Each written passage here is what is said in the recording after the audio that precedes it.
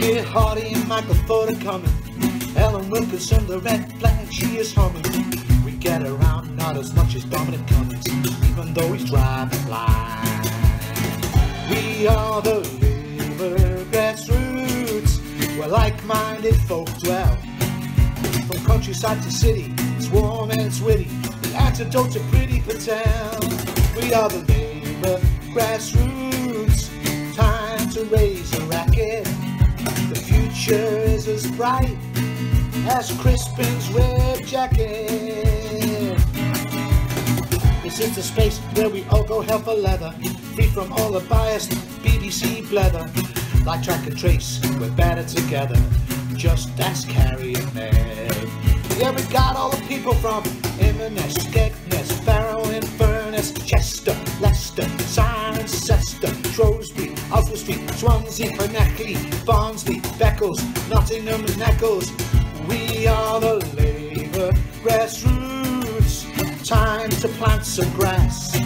Where we've always had social distancing between us and the upper class.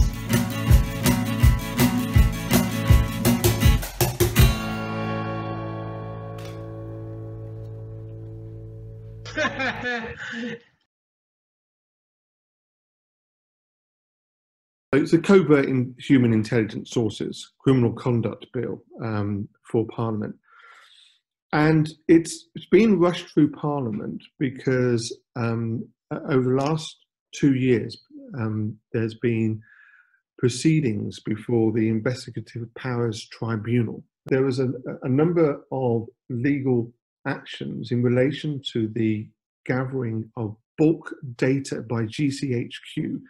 This is data of everybody's, passport information, driving license information. GCHQ had it on everybody, and it was challenged. And as a result of the litigation that took place on the challenging of GCHQ to have this personal information, it came about that there was a whole range of areas in relation to the actions of certain individuals that were not effectively being controlled by the legislation at the time. And it went before this set tribunal called the Investigative Powers Tribunal to argue the lawfulness of the actions of the security forces within this country. Is there a piece of legislation that governs it? And in fact, the tribunal found that they could pull over other pieces of legislation to cover that of the actions of the security forces in this country, but it was quite tenuous. The government effectively run the case, but it's going to be subject to appeal, and the government are concerned that they're going to lose it. And as a consequence, they're rushing this bill through Parliament. The argument about whether we should have covert intelligence sources, that's not a debate on this legislation. This is a debate on accepting that there's covert intelligence sources and putting them on a statutory footing. Right. The bill itself is an awful bill.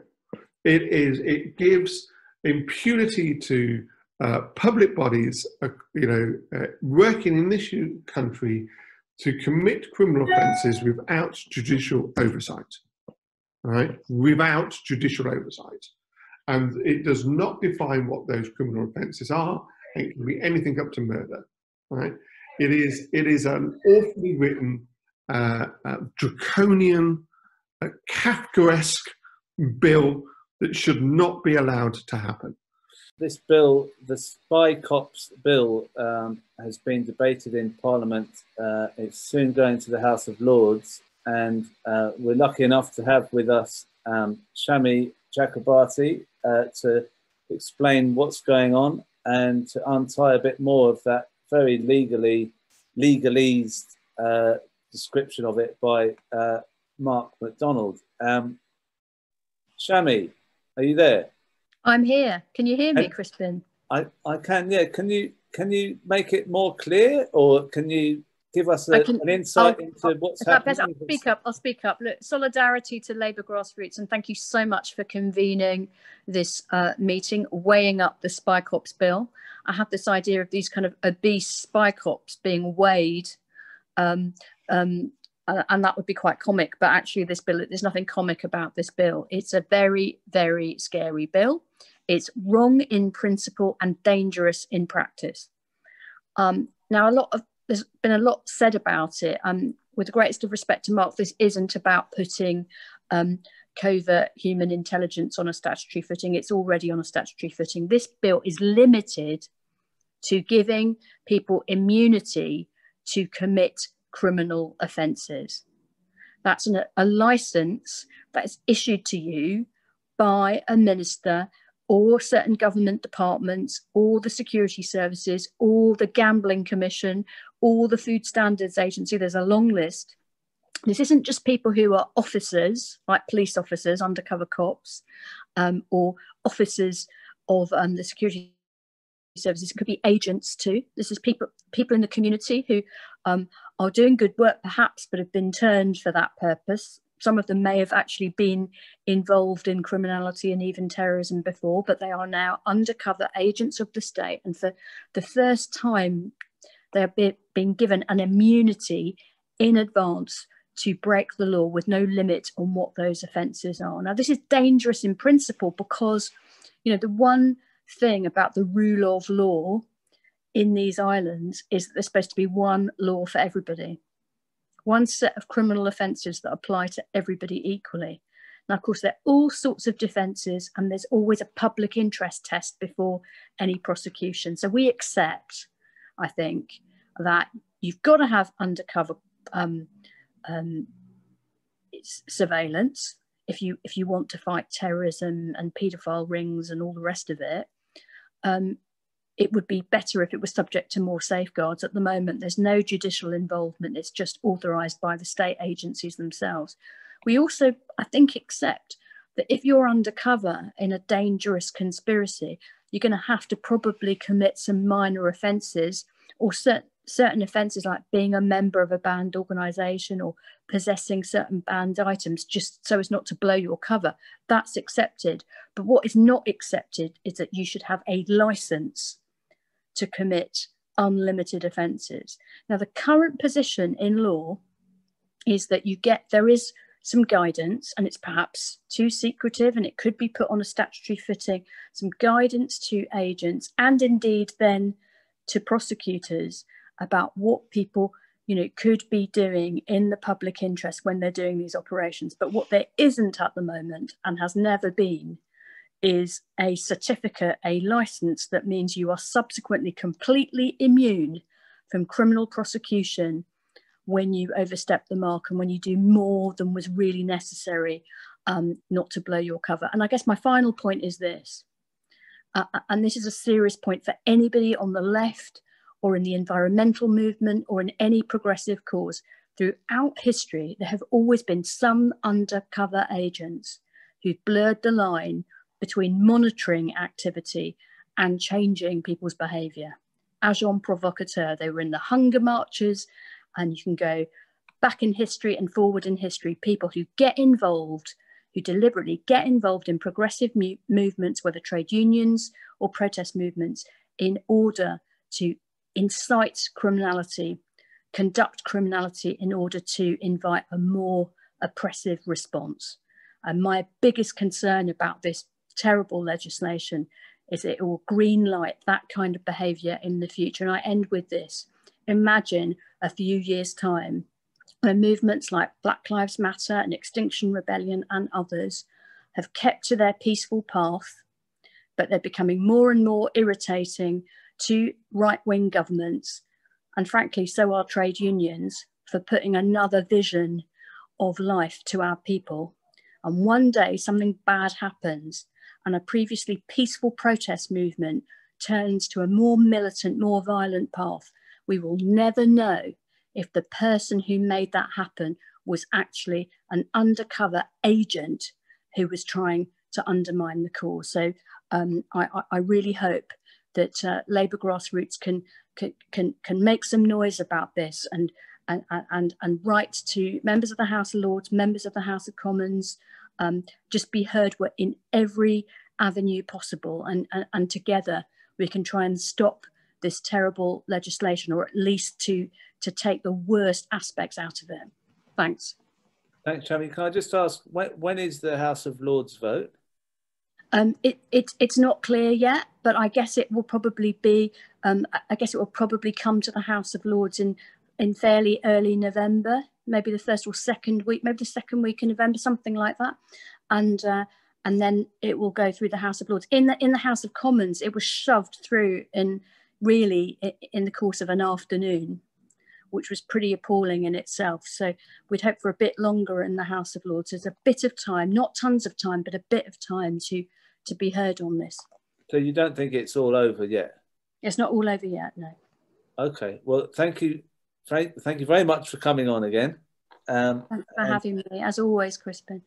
Thank you. We're going to bring in Jenny Jones, who's also in the House of Lords and is a Green representative. We're letting everyone in on this this discussion because it's so important. Thank you for coming on, Jenny. It's a pleasure. Thank you for inviting me. Could you tell us what you think, how this can go from here with the House of Lords? Perhaps I could say first just how we got here, because this is a very, very nasty bill, as Shami has described. But at the same time, the government has been building up to this, and this is the worst example so far. But there's been bad examples ever since they got their 80+ majority in the House of Commons. And what they've been doing with a lot of bills, big bills, they've been making them skeleton bills, whether it's trade or immigration or fisheries or whatever. Very little content, but what these bills do have in them is the ability to give powers to ministers that would normally be for Parliament to give. And so there's been successive bills, and of course all the coronavirus emergency legislation. And it's been a case of governing by diktat in an increasing way, and it's absolutely infuriating for a lot of the House of Commons. You mustn't think this is just a left-wing issue. Yesterday, for example, we had the Internal Markets Bill. That was asking us to break into national law, and we had the Labour front bench person standing up and saying, I agree with everything Michael Howard has just said. Michael Howard, I mean, we are getting Tory heavyweights infuriated by this lack of understanding of the rule of law. So the Cheers Bill, the SpyCops Bill, is hopefully going to rouse the same anger from all around the House, because we need, I'm sure you all know, but there's about 200 crossbenchers in the House of Lords, and they can sway a vote. So we need all the legal people, all the heavyweights from all sides to come in and get those crossbenchers to vote in the right way. Now, the House of Lords has a different procedure to the House of Commons, and in some ways we're better off, because every single amendment that we put down for the bill will get discussed. In the House of Commons, you can try to get an amendment down, but the Speaker chooses which ones to go forward, whereas in the House of Lords, everything is debated. Now, you asked me earlier, Crispin, if I could say what you guys could do to help, and there's a few things, and one is to make sure that there are some really good amendments and that you get, you know, a lot of cross-party support on them. So if you have legal advisors who can write you amendments for this bill, that would be absolutely fantastic. And the other thing is, Shami mentioned writing to Lords. That doesn't work as well as writing to your MP, and it might seem odd to try to write to your MP when it's in the House of Lords, but actually it will give us enthusiasm if some Labour MPs start coming out and saying what a terrible bill this is. A lot of Lords don't have any staff, they get loads and loads of emails, they can't read them. So in fact, putting pressure on your MPs is possibly more important. I'm just scanning my notes about, and of course there's more bills coming up. This is only one terrible bill. There's also a bill coming through that would allow armed forces immunity from prosecution, just like the police and MI5 and their paid informants would have in this bill. It's giving the army immunity from prosecution for war crimes. So this is part of a pattern of this government that we really have to unite against, so that we can, put little stops in their way. It's going to be very difficult to stop the bill completely, simply because Keir Starmer has whipped to abstain so far, and without Labour, we can't stop it in the House of Lords, and we probably can't amend it. So it's incredibly difficult, and I'm not sure what we can do, to be honest. We can put amendments, but if Labour doesn't support them, they won't go through. So it's down to you guys. Labour's got to pull its finger out and start saying this isn't what we want. So if members can pressure the Labour Party and their MPs to speak against it and amend it, then we might have a chance. There is an argument for the bill, and it's a terrible, terrible bill, but there is an argument that you need this on some sort of, you need more control of the situation as it is. But it just doesn't wash.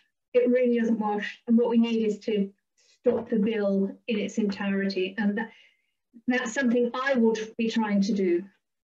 Oh, thank you very much for coming on, Jenny. And I'm going to ask someone who's from a legal background, who's a legal director and barrister at Justice, is there support for this bill from the legal world?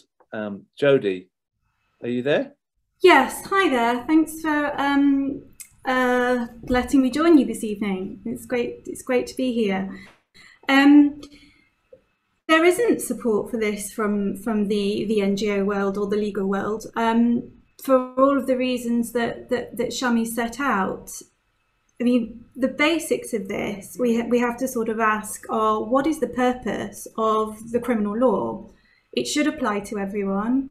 It should provide limits on how we treat each other, how we behave, and it's there for a purpose to control what we do in any given circumstance. And that applies to agents of the state just as much as it does to every other person going about their business.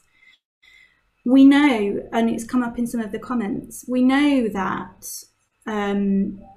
the secret services and the police do have undercover operations happening all the time. We've also found, as a result of the litigation, the case going through the courts at the moment, which Mark MacDonald mentioned at the outset, that there is a policy which applies to the Secret Service that's been uncovered through that litigation, and it sets out when it is possible to authorise criminal acts to be committed. But the difference between that and this bill is that that does not provide an immunity from prosecution. It is still possible at the moment for anyone who commits a crime to be subject to prosecution if the Crown Prosecution Service decides it should be taken forwards. That means that anyone who is acting in an undercover operation right now knows that their limits. They know that they are constrained by the criminal law, and they know that if they go past it, they might be prosecuted for those actions. So the problem with this bill is it's going to give a blanket immunity for anyone who gets one of those authorisations. They will know that whatever they do, they won't be prosecuted for it, because this bill will say Parliament is telling you through this legislation, it is fine, go ahead, do what you need to. That is unprecedented. It's remarkable. And we believe it is really, really concerning. Now, the reason this has come before Parliament in this way is because what that case has demonstrated is that, you know, there are these secret policies which are being devised by the security services and not subject to scrutiny. So there's an opportunity with this bill to look at those policies and to provide some frameworks for how they should operate. And Parliament has a role in that. It should be scrutinising that, and we should have more clarity about what these services are and are not allowed to do. But what we shouldn't be doing is creating an immunity from prosecution in this bill. So what Justice is looking to do, and we've put some evidence into the Joint Committee on Human Rights, and we will be briefing the House of Lords on this, is we'll be setting out two positions. And the first one is that we should be taking away that immunity from the bill. And we'll need to think of careful amendments to make sure that that is gone, and that our focus is on the policies that these different agencies are applying. We need to make sure that there's scrutiny of a policy. We acknowledge that there's a need for a policy, but it needs to be subject to prosecution. And it's that prosecution process which will look at whether it was defensible, whether these acts that were committed were defensible in all the circumstances. The constraint is incredibly important for our officers to know, and agents of the state, whether what they're doing is right or wrong. But the second thing, which is perhaps more achievable than the first, bearing in mind that's a kind of wholesale attack on the bill's purpose, is to look at how we can tighten the safeguards. And there's a lot of NGOs already looking at this. So Reprieve, the Pat Finucane Centre, some Northern Irish charities as well have put out briefing, and certainly I would look for what they've been doing, because that's really helpful evidence of the problems that have occurred in Northern Ireland and elsewhere with undercover agents going rogue.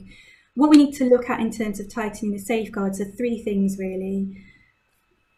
Narrowing the authorisation to a particular time period or activity, not giving a blanket allowance for any criminal act throughout the whole of the undercover operation, which it would do right now.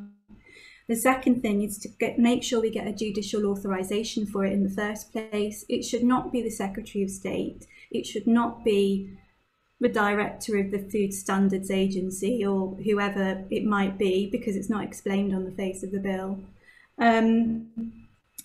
It should be a judge who is security cleared and is able to assess whether it's appropriate in the circumstances for there to be that authorisation.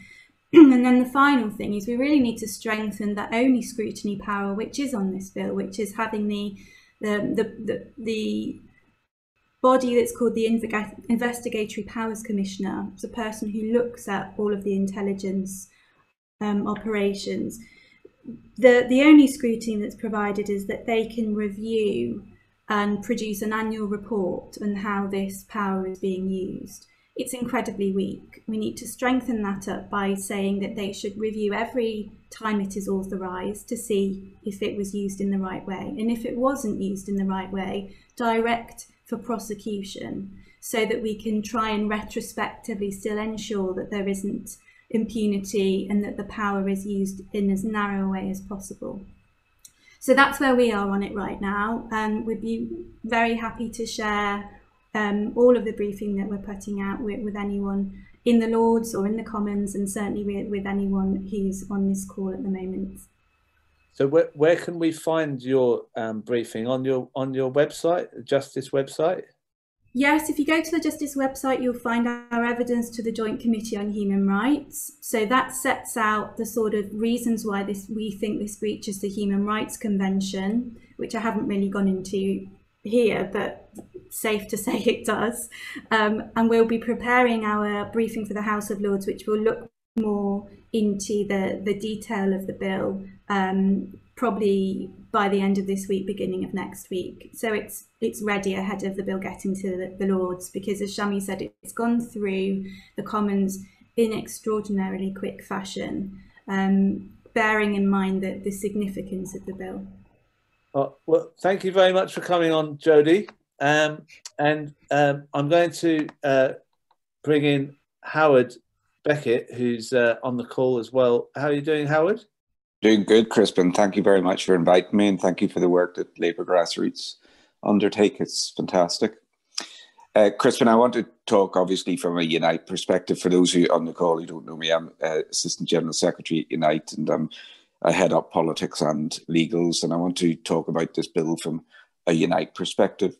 You've heard Jenny, Shami, and obviously Jodie in respect of that, and there's a slight nuance in regard to the position, and indeed a slight nuance in respect to the position of Reprieve and the Pat Finucane and how Shami articulated it.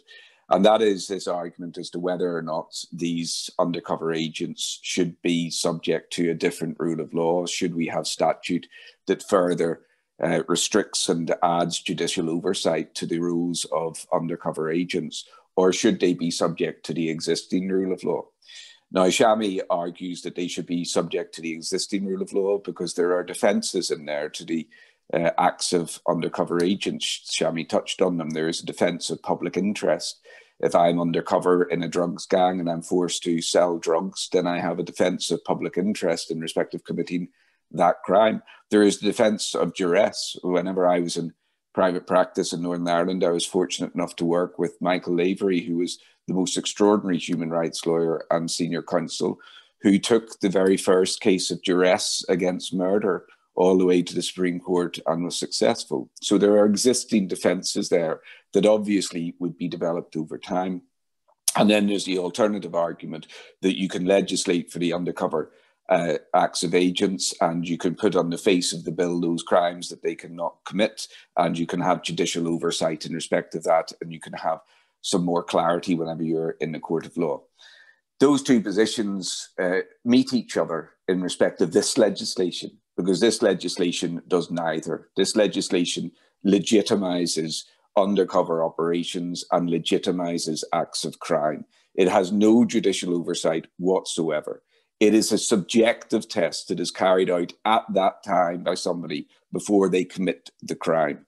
The bill looks to say that the Human Rights Act is some form of security against the actions of undercover agents, and it is not. The Human Rights Act maybe allows somebody a passage to compensation in respect of this, but it does not offer any criminal oversight in respect of the acts of undercover agents. This piece of legislation in its current format is perhaps the most pernicious piece of legislation that we've seen in the last 20 years.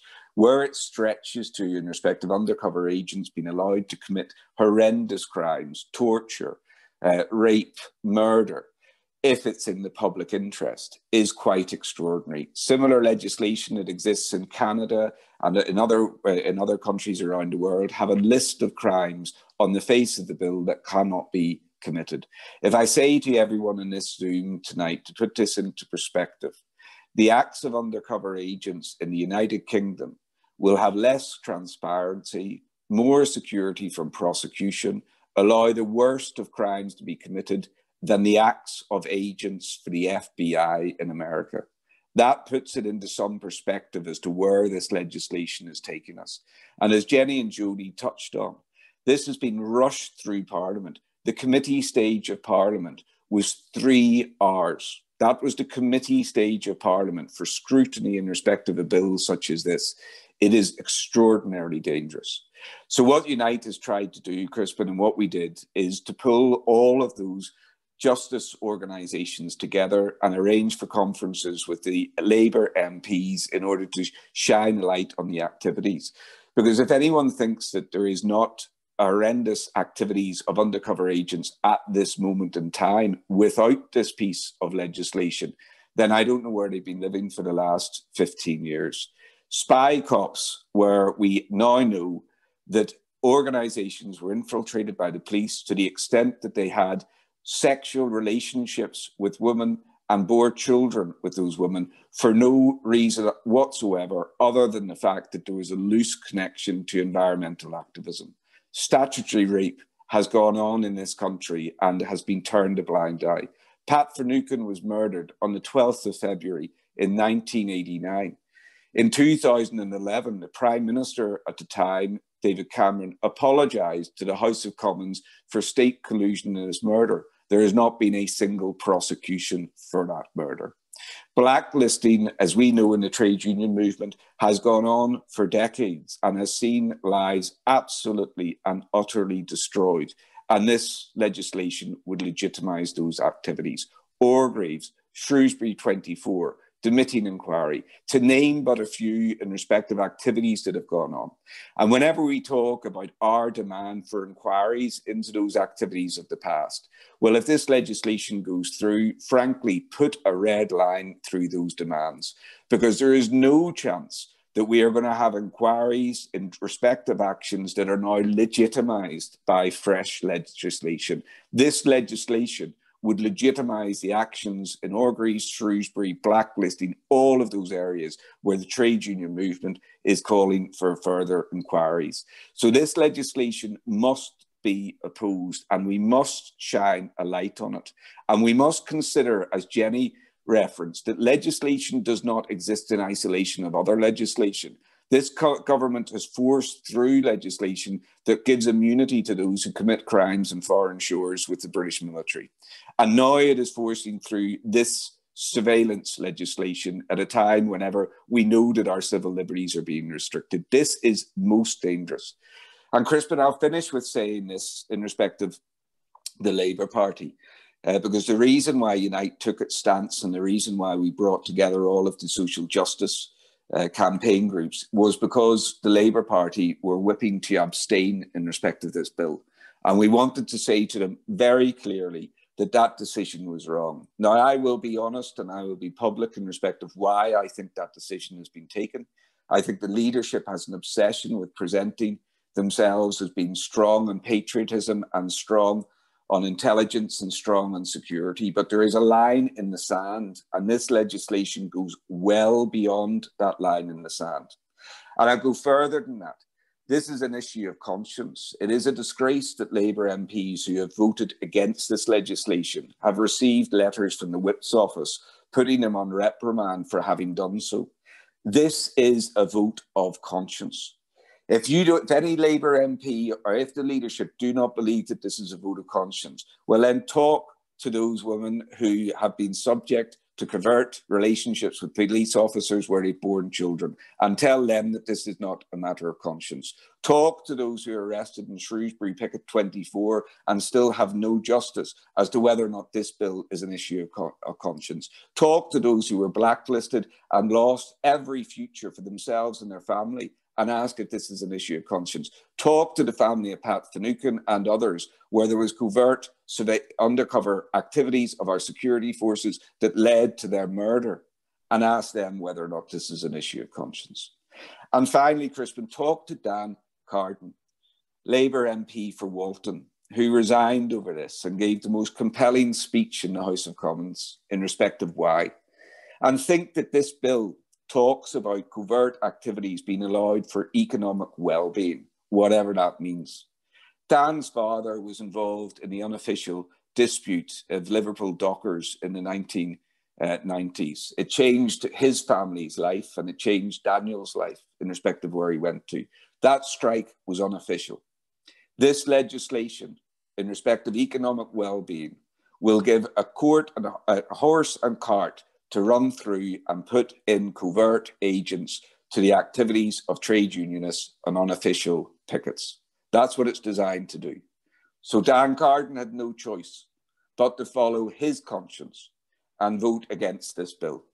So whenever we are campaigning on this matter, whenever we are going to the Labour Party in respect of the acts that they need to do in the House of Lords, and I do believe that they will support the amendments in the House of Lords, but whenever we are lobbying them, lobby them also that on issues of conscience, MPs should be entitled to vote the way they have to. Thank you, Crispin. Well, thank you very much, Howard. That was very powerful. And I'm actually going to move on to a man who's been on the show before a couple of times and was the victim of police maltreatment and is still looking for justice. He was working as a miner and was part of the miners' strike. Are you there, John Dunn? I am indeed. Can you hear me? I can, yeah. So what you just heard from Howard is pretty terrible. That if this legislation goes through, then it looks like the chances of getting any justice would be ruled out. And I think he's correct on that. But I also think that one thing that forcing through this bill has done it has actually enabled people like us to discuss what's been going on for time immemorial. The state has always used undercover operations. In our strike, we had 2 pickets murdered, nobody ever arrested. One of them was ploughed through a lorry, and the lorry driver wasn't even questioned. All these things have been happening, and nobody ever gets held to account for it.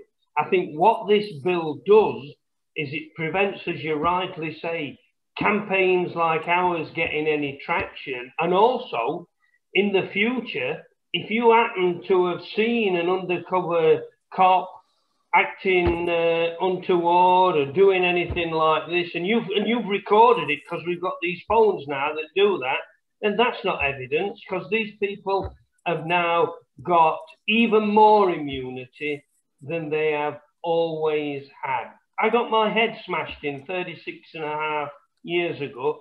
The copper was identified. I took private, my union took private summonses to get out. No accountability. He probably got promoted for what he did. And I think what makes me absolutely steaming mad, and I'm one of these people, I'm always shouting at the telly. It's a wonder the neighbours don't call the cops on me thinking we're having a domestic. I've got barred from every branch of Curry's in Yorkshire for shouting at the telly. But when I saw the Starmeroids abstaining on a bill as important as this, I went ballistic. If ever we needed an opposition, it was against things like this. And I'm disgusted that spokesmen for the Labour Party have used campaigns like ours, the Aubrey Truth and Justice campaign, to almost legitimise what they've done. They've said, oh, we're still committed to this, but we're going to abstain. And abstaining is the highest form of cowardice. At least have the guts to say you agree with it. We're allegedly led by a human rights lawyer, and we end up allowing the Tories to push through legislation that further legitimises what's been going on for centuries. And I think I'm not interested actually in the legalese of it, because we all know the reality. And I don't think, I'm not going to write to my MP. He's a Tory for a start.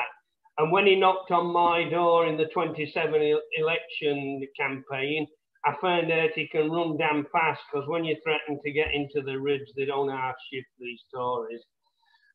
So that's a waste of time. And having abstained and whipped an abstention, I don't think you'll ever pull this so-called Labour opposition back into line. I don't want to sound defeatist on that, because I think the future and the future campaign lies with us. 36 years ago, we were battered and beaten, but we didn't have our heads bowed.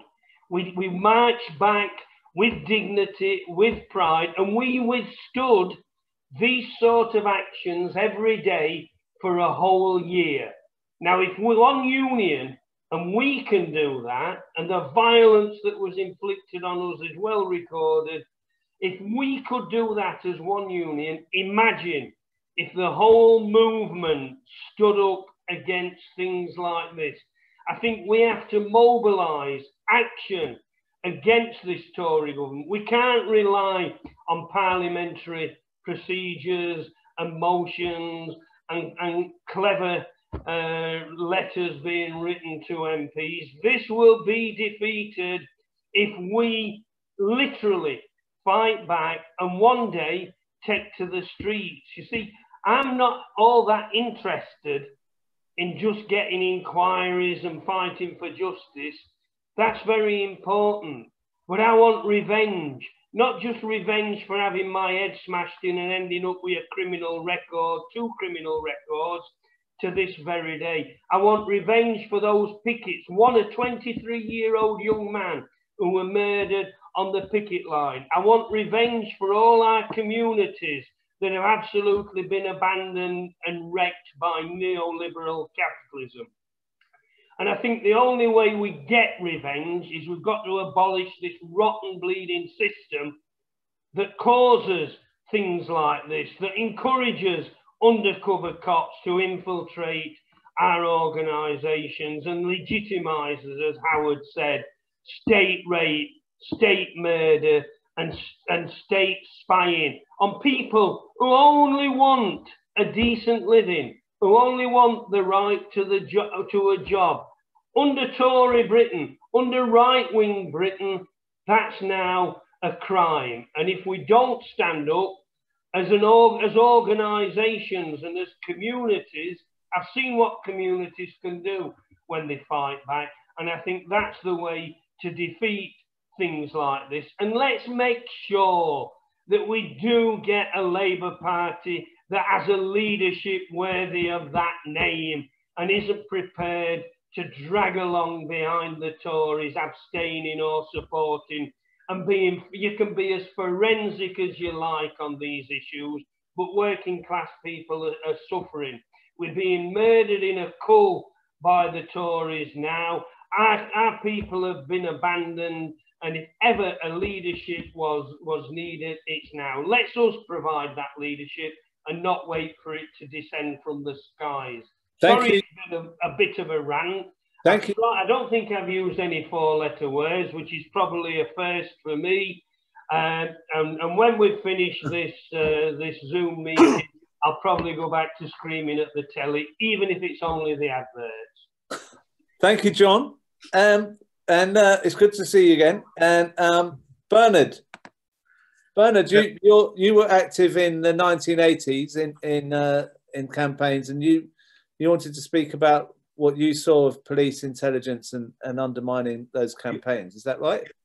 That's right. I was going to say, after John spoke, follow that. I must say that, John, I agreed with everything that you said. This is not a legal issue. This is a political issue. It's about politics, and it's about class politics.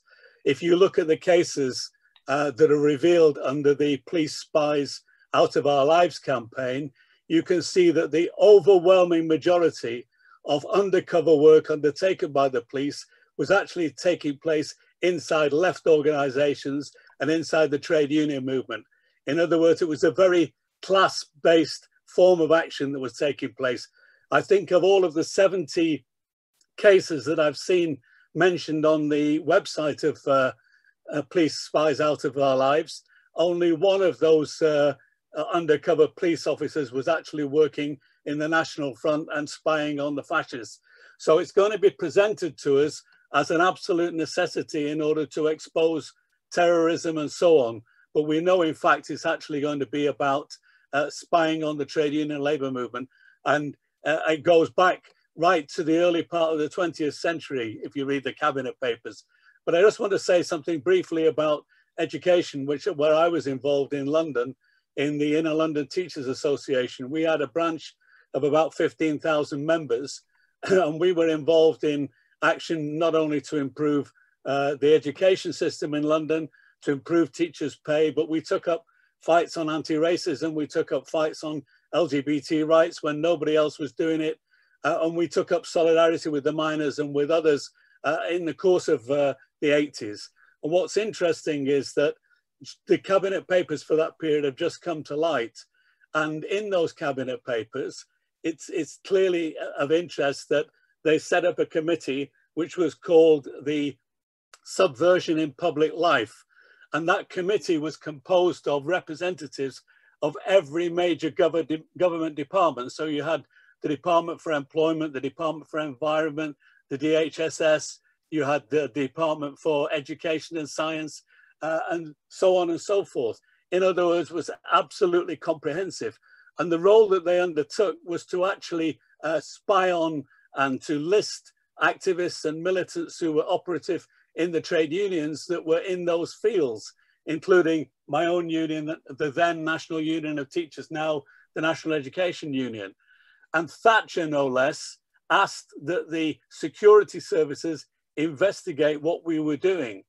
And in that, she also asked that, in particular, the focus was on Inner London, where we were, and on Haringey, and went down to the detail of saying what schools were involved and who were the people involved in that, and enlisted or sought to enlist the inspectorate in actually identifying who those people were and putting those schools under pressure so that people were absolutely, forced to concentrate and be pushed back from fighting for legitimate objectives that they were involved in.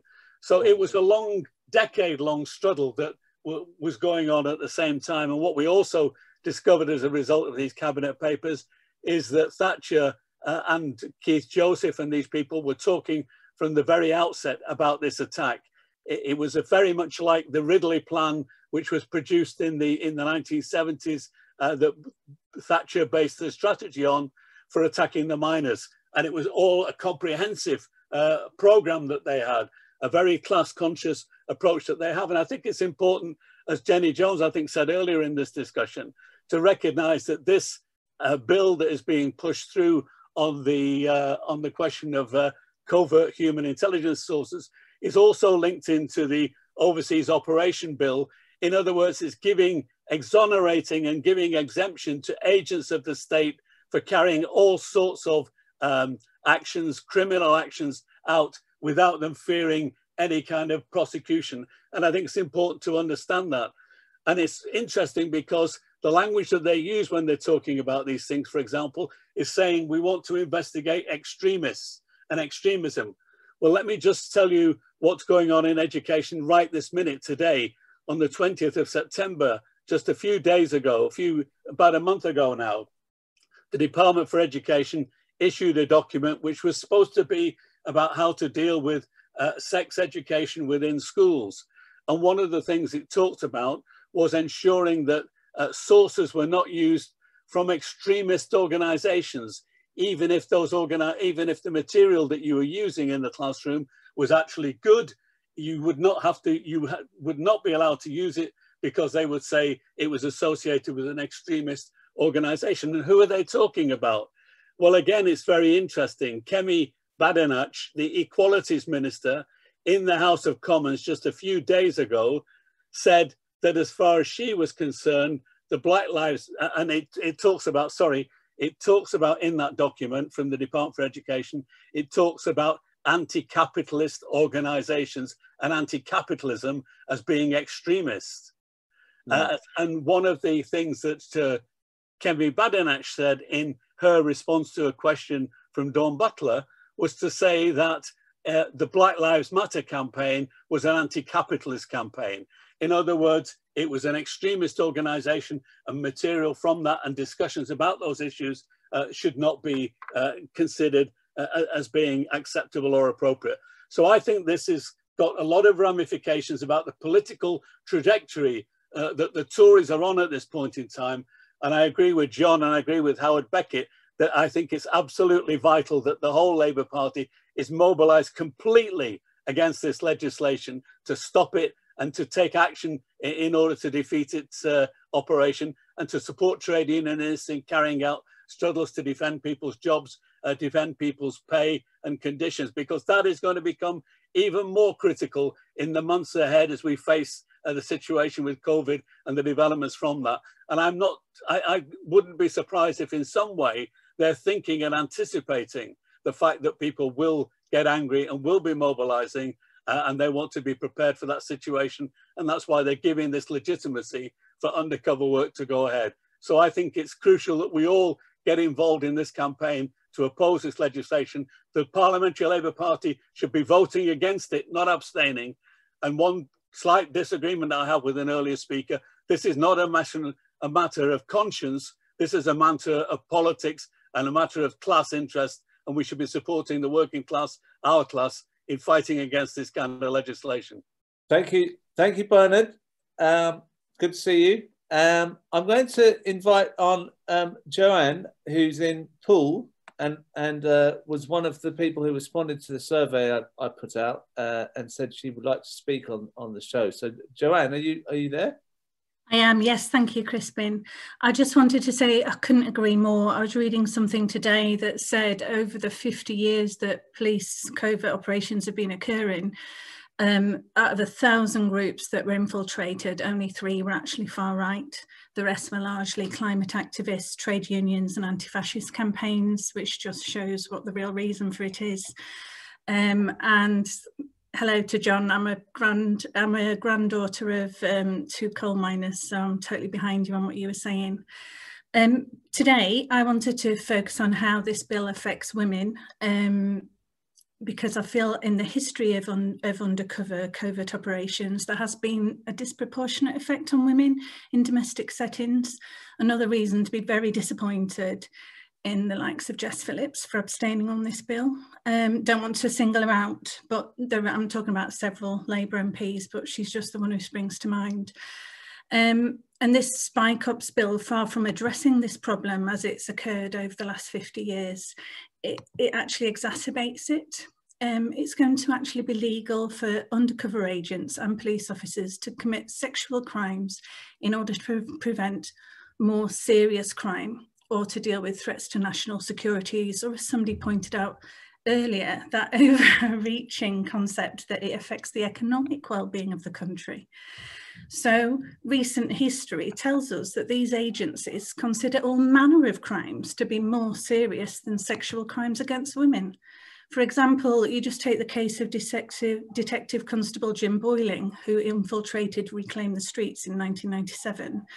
And he had sex with an environmental campaigner who later said she would never have given consent had she known her assailant's true identity. Now, what greater crime was going to happen if he didn't have sex with that woman? What more serious crime was going to be committed than rape or sexual assault by deception? Criminal damage, obstruction? Are we saying those are greater crimes? And that's not an isolated example. In 2015, I think as somebody alluded to before, the Met was eventually forced to settle a whole string of cases and to admit that the women concerned had been subjected to an abuse of police power and a violation of their rights. And when you listen to the description of the harm they suffered from this abuse, it's really heartrending. Some of those relationships went on for years. Years of those women's lives were wasted. Private, intimate moments were recorded by a bunch of people in a van down the road. And in one case, and I think it was mentioned also earlier before, an environmental activist had a child with an undercover detective who then abandoned the family when the child was only 2. No explanation given. Apparently, typically, the undercover agent would slowly withdraw, then leave a Dear John letter on the kitchen table. And the woman... I just interrupt you there, Joanne? Yeah. I actually got sent an email earlier today by someone who said that he's reliably informed that undercover police have fathered 50 children that they abandoned when they vanished, having completed their assignments. And what does that say about women's status in society and within the legal system? Now, this new so-called SpyCops Bill not only condones this kind of deprioritization or downgrading of sexual crime, it extends these powers to all sorts of agencies, the food standards agencies, goodness sake, with no warrant needed or independent judicial oversight. And crucially, I think, for a lot of these women, it removes all recourse to compensation of its victims. They're not going to have a day in court or any financial redress from now on. And even if the perpetrators of the abuse subsequently leave their post, they're going to be protected for life from civil claims by a clause in the bill.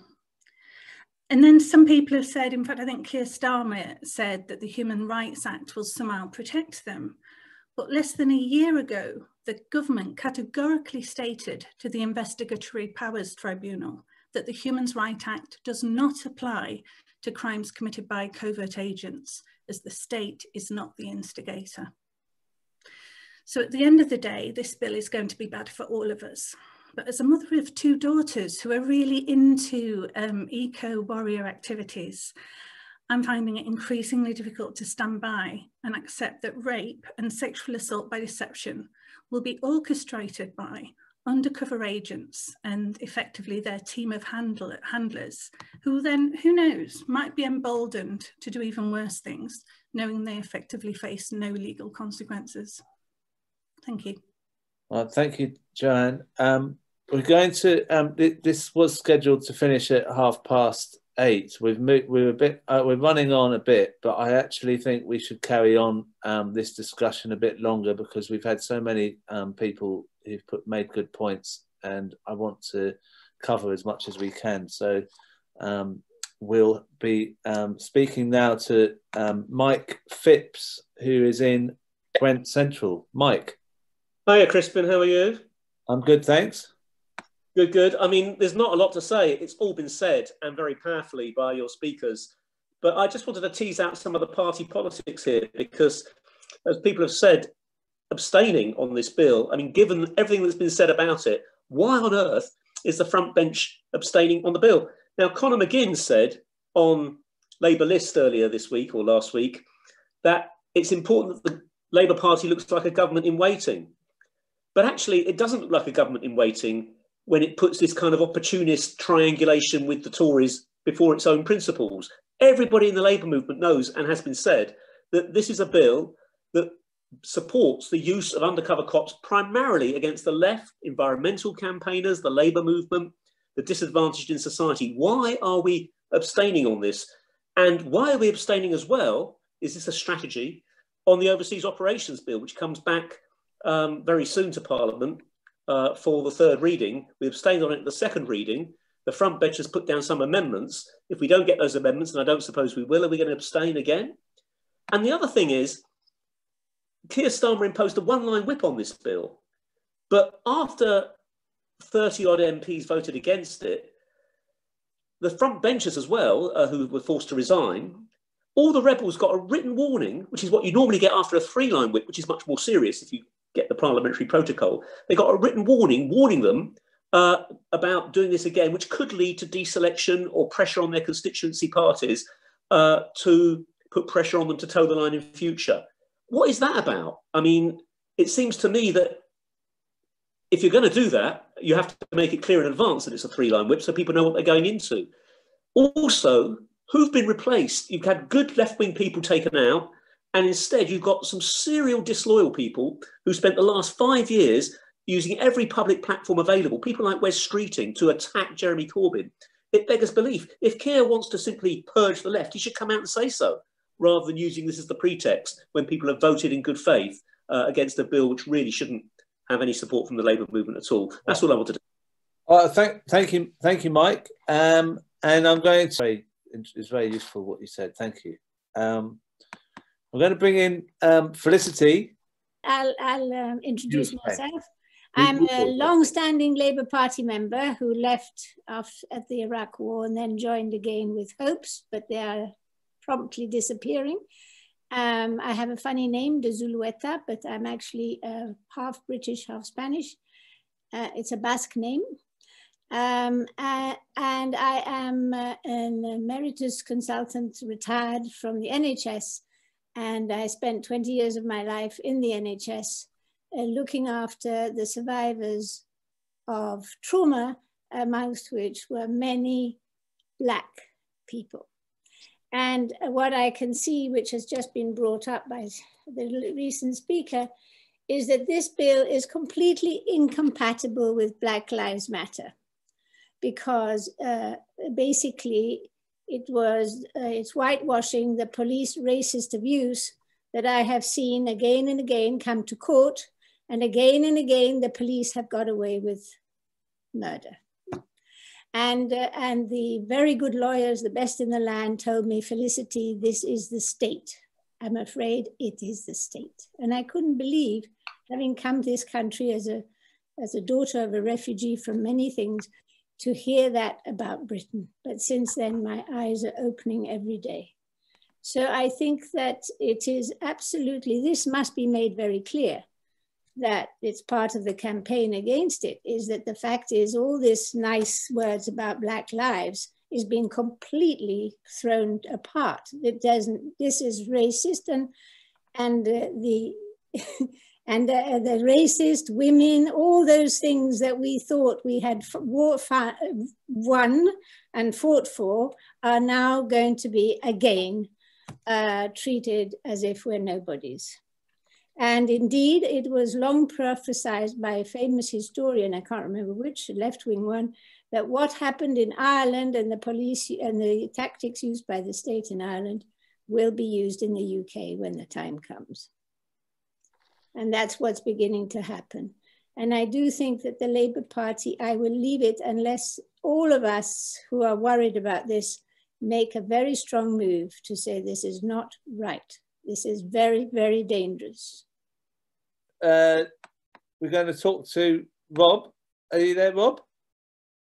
Yeah. Hello. How do you feel about the SpyCops? It's pretty. It's terrible. I can't understand how Labour could abstain on that. No, I just don't. Absolutely not. I can't get my head around it. It's just unbelievable. And you know that Starmer was one of the things he did. He was one of his good things from the past was wasn't he the lawyer for the libel too? Do you remember that? The London Greenpeace. Yeah. London Greenpeace. There's like 10 crusties, but very active. And there was Dave and Helen who got done by McLibel. And ironically, Starmer defended them really well, apparently. But of course, everybody else in London, more or less everybody else in London Greenpeace was an undercover copper. So there's only about Dave and Helen who were actually real activists. Everybody else is an undercover copper. So this goes back a long time. Yeah, it does. Yeah. So like other people have mentioned, it's not as if it's new, but I mean, it's terrifying what they're going to give the cowards. Yeah. And you'd think that the Labour Party, and particularly a Labour Party led by a human rights lawyer, would recognise the warning signs and go, this is completely out of order. This is in no way can you abstain on this. Yeah. No excuse. Well, we're going to play your song that is this a new song that you've written this week? Yeah, I wrote it last night. Last night? Yeah. It's called That's Okay for the Mother of the Free. Yeah. What's the background to this? Basically, all that kind of violent outrage that I feel about the fact that you can get away with murder if you wear I think it's Clash said, Joe Strummer says, murder is a crime unless it's committed by a policeman or an aristocrat. And that's that whole anger about if you wear a uniform, you can get away with doing all sorts of terrible things. If you're doing it in the service of Her Majesty's government, that if you're doing it, as a private citizen, we go, oh, that's completely out of order. That's terrible. But put a uniform and give the Queen's Commission, and they just get away with murder.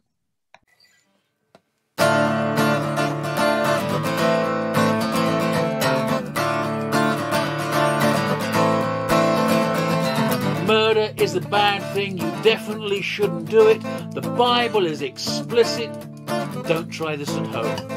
It might look big and clever when you see it on the telly, but murder is a bad thing. You definitely shouldn't do it. Unless, of course, you do it for the mother of the free.